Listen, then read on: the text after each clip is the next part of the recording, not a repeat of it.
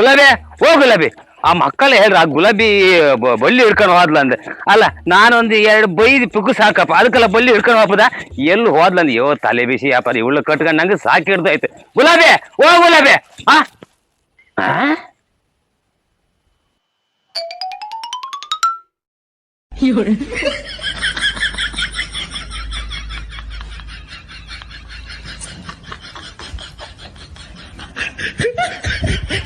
ಮರ್ಲಿ ಹಿಡಿದಿತ್ತ ಏ ಗುಲಾಬಿಯ ಏ ಗುಲಾಬಿಯ ಏ ಎಂತ ಮರ್ಲಿ ಹಿಡಿದ ಎಂತ ಈ ನಮ್ಮನೆ ಬಳಿ ಹಿಡಿತಿದ್ಯಲ್ಲ ಯಾರಿ ಮೋರ್ಲು ಗಣಸ ನಂಗೆ ದಿಬ್ಬಣಿಗೆ ಹಾಕಿತ್ತ ದಿಬ್ಬಣಕ್ಕೆ ನಾಳೆ ಬೆಳಗತ್ತ ಮದ್ಮೆ ಕಟ್ಟಿ ಹೋಗೋದು ಇಲ್ಲೇ ನಿಂಗೆ ಮೇರ್ಸತ್ತಿಲ್ಲ ಬಳಿ ಹಿಡ್ಕೊಂಡೆ ಇದಕ್ಕೆ ಮೋರ್ಲ ಗಣಸಿಗೆ ನೀವಂತೂ ಎಲ್ಲಿ ಕರ್ಕೋತಿಲ್ಲ ನಂಗೆ ದಿಬ್ಬಣಿಗೆ ಹಾಕಿತ್ತ ಅಷ್ಟೇ ಏ ನೀನೆಂತ ಆನೆ ಆ ಮರ್ಕ ಬಳ್ಳಿ ಕಟ್ಕೊಂಡು ಎಳಿತಿಯಲ್ಲ ನೀ ಆನೆ ನೀನೆ ಎಂತದೆ ಇದು ನಾ ದಿಬ್ಬಣ ಕಾರ್ಯಕ್ರಮ ಹಾಕಿತ್ತು ನೀವು ಸುಮ್ಮನೆ ಕಣತೆ ಏ ದಿಬ್ಬಣ ಕಾರ್ಯಕ್ರಮ ಎಂತ ಮಾಡೈತಿ ಕಾರ್ಯಕ್ರಮ ನಿಂದ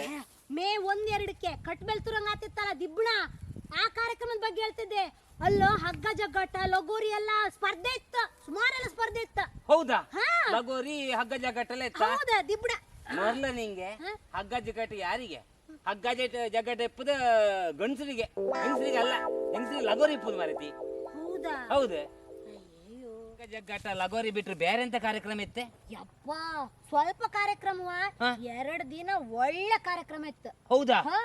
ಮೇ 1ನೇ ತಾರೀಕಿಗೆ ಬೆಳಿಗ್ಗೆಯಿಂದ ಈ ಸ್ಪರ್ಧಾಕೂಟಗಳೆಲ್ಲ ಇತ್ತಲ್ಲ ಹೌದು ಅದ್ರೊಟ್ಟಿಗೆ ಮೇ 2ಕ್ಕೆ ಸತ್ಯನಾರಾಯಣ ಪೂಜೆ ಇತ್ತು ಹೌದಾ